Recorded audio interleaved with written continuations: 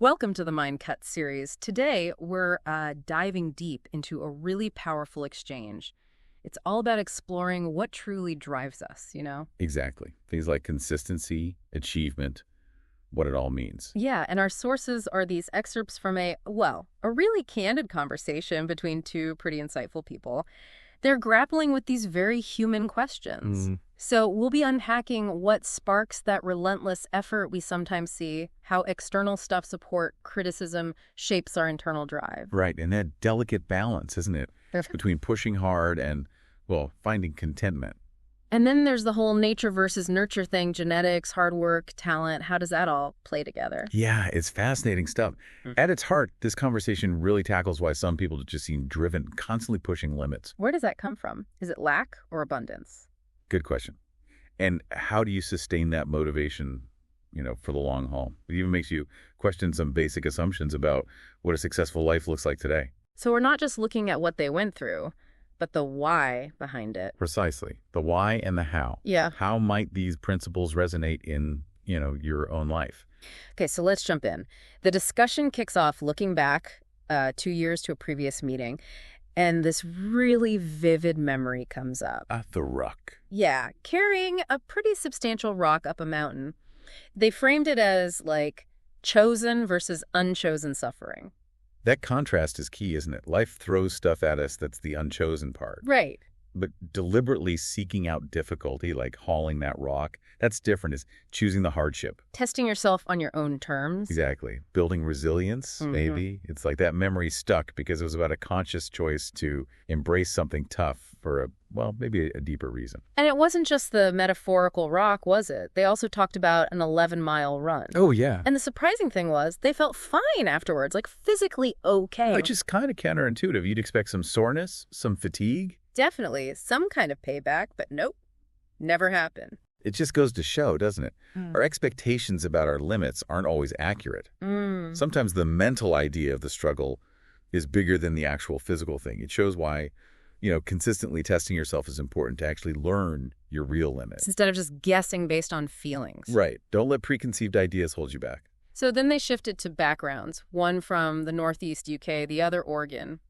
Totally different places. I didn't think so, yeah. But they found these surprising similarities in their mindsets, especially this feeling of needing to earn their place. That Puritan work ethic idea. Exactly. They even use this image, priests working out in the hot sun, almost like devotion through suffering. That's powerful. It really shows how these cultural narratives can get deep inside us, shaping our motivation. Even across continents. Yeah, that whole emphasis on hard work, discipline, self-reliance, it becomes part of how you see yourself, your worth. It's effort as a kind of tribute. So digging into what fuels that relentlessness.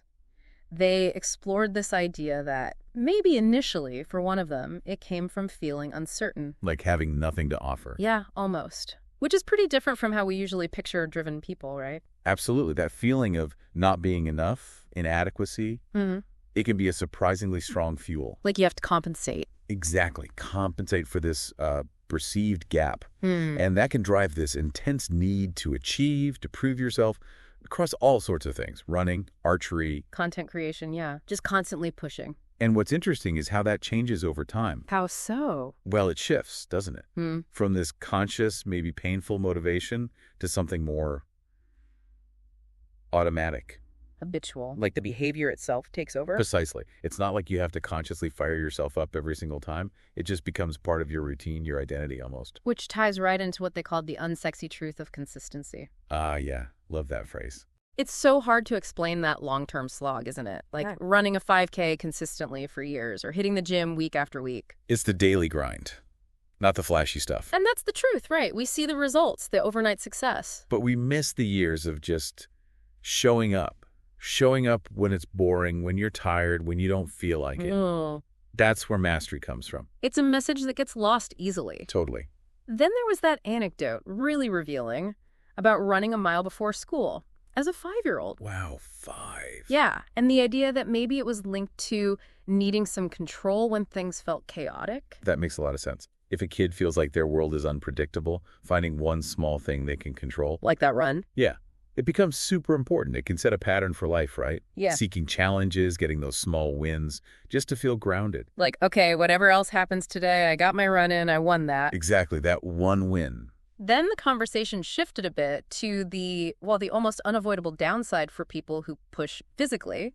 Yeah. Injuries. Yeah, that's the tough reality, isn't it? And how much an injury can mess with your head, your identity, especially if training is your main outlet, your coping mechanism. Oh, absolutely. When that core part of you gets taken away, it's a huge blow. They mention adapting by, like, walking massive distances instead, just to keep moving, keep that feeling. It shows that deep need, doesn't it? To maintain momentum, to stay connected to that identity, even if you have to change how you do it. It's resilience in action.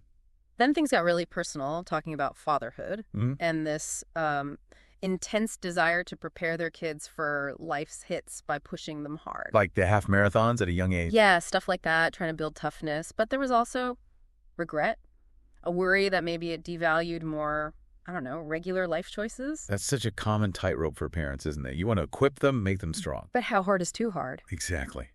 Where's the line? And do your own ambitions start to overshadow what they actually want or need? It's tricky. It brought up that classic tension. Wanting to give your kids a better, maybe easier life. But also knowing that struggle builds character. Yeah. And the counter idea was interesting, that maybe most parents nowadays actually make things too easy. That definitely flips the usual script. We hear so much about not being too demanding. Right. But maybe overprotecting them, shielding them from all discomfort, actually stops them from developing the grit they'll need later on. Food for thought, for sure. Then the whole nature versus nurture thing came up again. Genetics playing a bigger role than we think. Maybe. And also just that kids are often tougher, more resilient than we give them credit for. Yeah, perhaps. And that idea that there's no perfect way to parent. Just different ways of getting it wrong. Kind of liberating, in a way. Takes some pressure off finding the one right answer. Allows for more nuance, maybe less anxiety about it all. And underlining all that was the power of example. Oh, definitely. Kids watch everything. They learn way more from seeing how you act, how you handle things, than from any lecture you give them. Absolutely. Your actions, your work ethic, how you deal with setbacks. They absorb all of that. It's about embodying the values you want to pass on. Then they talked about the stuff you don't see behind success, using the example of Truett's years of losses. Right, all the effort before the big wins. It's such a good reminder. We see the highlight reel, the tip of the iceberg. But we miss the grind, the failures, the perseverance underneath. Understanding that whole journey gives you a much more realistic picture of achievement. The conversation then veered into something pretty complex. The internet's reaction to certain successful men. Yeah, the negativity that can pop up online. They mentioned a study linking, like, male formidability to perceived attractiveness, but also potentially resentment. It's kind of uncomfortable territory. It really gets into the psychology of comparison, doesn't it? And maybe unconscious biases. How's it? Well, the idea that seeing someone else's competence, especially if you feel like you have similar potential but haven't reached it, it can trigger feelings of inadequacy, maybe even resentment. It's complex, especially online, where everything's visible. Which led to that point about relatability being a double-edged sword. Right. Seeing someone successful who seems just like you can be inspiring. If they can do it, maybe I can too. Exactly. But it can also crank up the pressure, right? Well, if they did do it, why haven't I? Creates that self-doubt, yeah. It really depends how you process it. Especially in that hyper-visible online space. Then came a really surprising admission, I thought. What was that? That for some people, hate being underestimated. That's actually a stronger motivator than love or support. Wow. That really challenges the usual thinking, doesn't it? Totally. And the idea that negative feedback can sometimes feel more genuine. That's intense. It suggests that for some, that sting of doubt, that negativity, it just lights a fire. A fierce need to prove people wrong. Maybe not the healthiest fuel long term. Probably not sustainable, no. But you can see how it could tap into something deep, needing validation by overcoming obstacles. Then came another really thought-provoking bit. The trap of meaning without pleasure. The counterpoint to Frankl. Exactly. Suggesting some high achievers might use the pursuit of meaning to avoid dealing with a lack of actual pleasure in their lives. Constantly delaying gratification. Yeah. Struggling to just embrace ease or joy. And even that for some, maybe happiness is found in the struggle itself. It brings in that need for balance, right? Purpose is vital, sure. But if you neglect joy, simple pleasures, it becomes this kind of empty striving. It's a self-defeating cycle. Definitely. And recognizing that some people do find happiness within the struggle. Well, it just shows how individual this all is. There's no one-size-fits-all for a satisfying life. They also got into the ambiguity of measurable success. Metrics like subscribers, downloads. The numbers game. Yeah. And how limited those numbers actually are, emphasizing genuine connection, real impact instead. Longevity over just short-term intensity. That's so important. It's easy to get caught up in hitting targets, racking up numbers. But does it actually mean anything? Right. Those metrics often miss the quality of the connection, the depth of the impact, the sustainability of it all. Focusing only on numbers can distort what real achievement looks like. Which led naturally to the deeper why, didn't it? Beyond the external validation. Personal growth, connection, creating something meaningful. Building a body of work. Right. And maybe even getting to a point where you don't need those external goals anymore. That's the ultimate goal for some, perhaps. When the motivation comes purely from within, self-improvement, connecting with others, the act of creation itself. External validation is nice, but it's temporary. That internal compass is what drives things long-term. Reaching a point where the journey matters more than the destination. Something like that. A kind of self-mastery. There was also a nice little reflection just on the podcast format itself. As a space for these deeper talks. Yeah. How it allows for this kind of in-depth conversation that you just don't get in everyday life very often. It's true, isn't it? It really is. It's a great platform for exploring complex stuff, sharing different viewpoints, and fostering real understanding. A nice change from quick, superficial interactions. Okay, shifting gears again to the extreme end, defining physical limits. The endurance feats. Yeah, talking about some really intense stuff. Multi-day races, minimal sleep, tough conditions. Rolling hunting trips too, right? Exactly. The mental side of that, it's almost hard to grasp. Pushing through that level of pain and exhaustion. It really highlights the mind's power over the body, doesn't it? It's not just physical strength at that point. It's mental resilience. Managing pain, fatigue, that constant voice telling you to quit. It shows how far we can push beyond what we think our limits are. Then they circled back to genetics, talent, and hard work. The trifecta. And the key point seemed to be, even if you have the genes, the talent, hard work is the non-negotiable part. That's how you maximize potential. Absolutely. Talent gives you a head start, maybe makes things come easier initially. But without the consistent effort, that potential just stays potential. It doesn't become achievement. They mentioned someone really talented who just didn't put in the work, right? Yeah, a perfect illustration. Potential isn't enough. It's the consistent application of effort that counts. Which connects back to why the simple answer, just work hard consistently, can feel so unsatisfying sometimes. Because there's no magic bullet. Exactly. We want the secret technique, the hidden advantage. But the truth is usually simpler and maybe less appealing because, well, it puts the responsibility squarely on us. No excuses. Right. No external factors or quick fixes. It's down to you putting in the hours. And they had a really important warning for parents, didn't they, about trying to copy extreme approaches. Yeah, don't just blindly replicate tough methods without understanding the why or considering your kid as an individual. And without modeling it yourself consistently. Crucial point.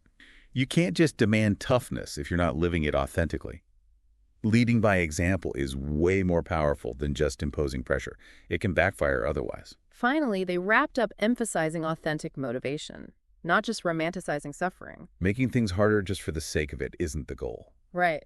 And the value of a supportive environment, not one that removes all challenges, but one that actually helps you unlock your potential. Yeah, true motivation comes from genuine desire, purpose, not from forcing yourself into hardship. Gratuitous suffering just drains you.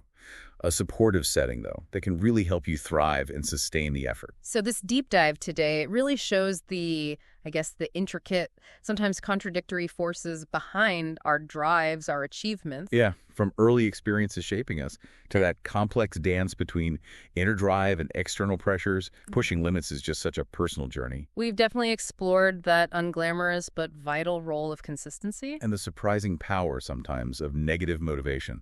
Right. And that constant search for meaning, for purpose, it really makes you think about how we measure success today with all the metrics. And finding that balance, doesn't it? Between always striving for more and actually appreciating where you are right now.